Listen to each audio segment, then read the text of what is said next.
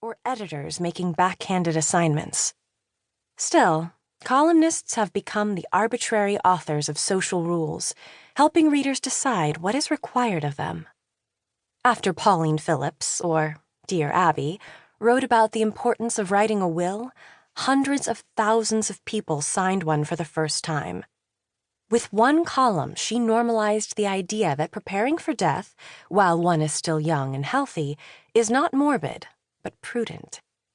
This book is filled with stories like this, of not particularly credible people issuing mandates that millions of Americans followed. America is unique in its hankering for advice.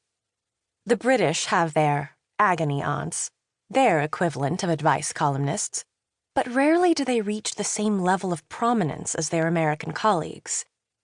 The American self-help empire has been sprawling aggressively for decades, overtaking bookstores and the internet.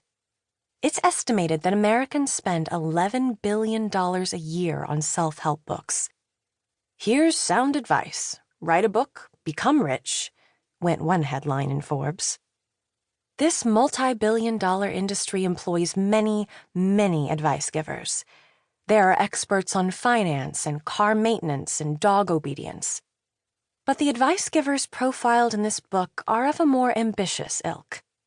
They attempt to provide concrete solutions to the murkiest problems.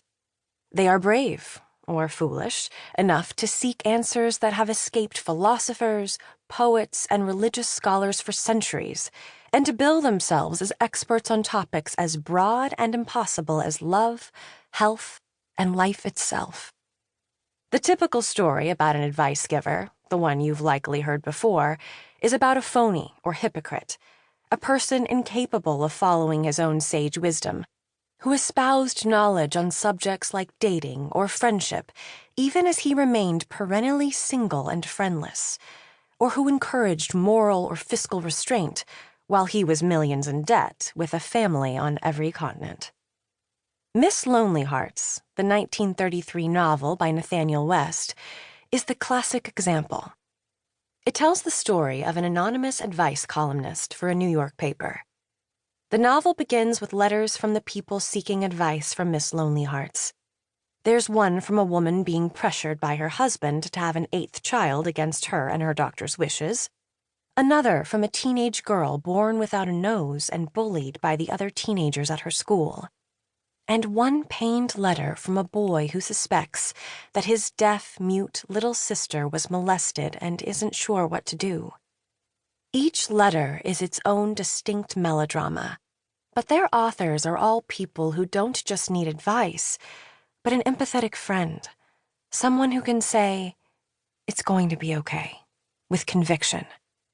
Then we're introduced to the individual behind Miss Lonely Hearts, who is tasked with performing these significant feats of emotional labor.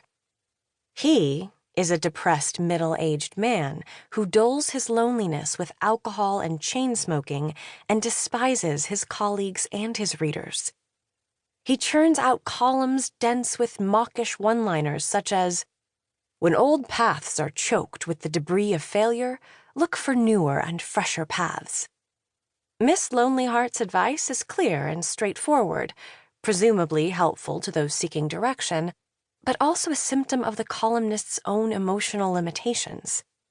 He's an expert at dismissing dangerous feelings. Her sureness was based on the power to limit experience arbitrarily, West writes of Miss Lonely Hearts. Straight Talk, the 1992 film starring Dolly Parton, depicts a different kind of ruse.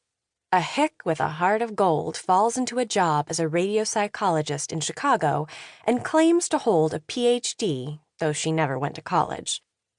One of the more notable advice givers from the last few decades is Donald Trump, a person and brand that has become almost synonymous with deceit. This isn't a political statement. Every reality television star traffics in flash.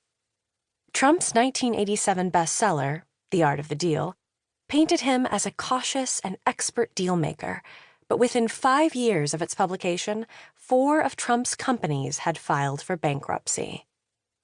The advice columnists in this book aren't just hypocrites and narcissists, even if they do display those tendencies.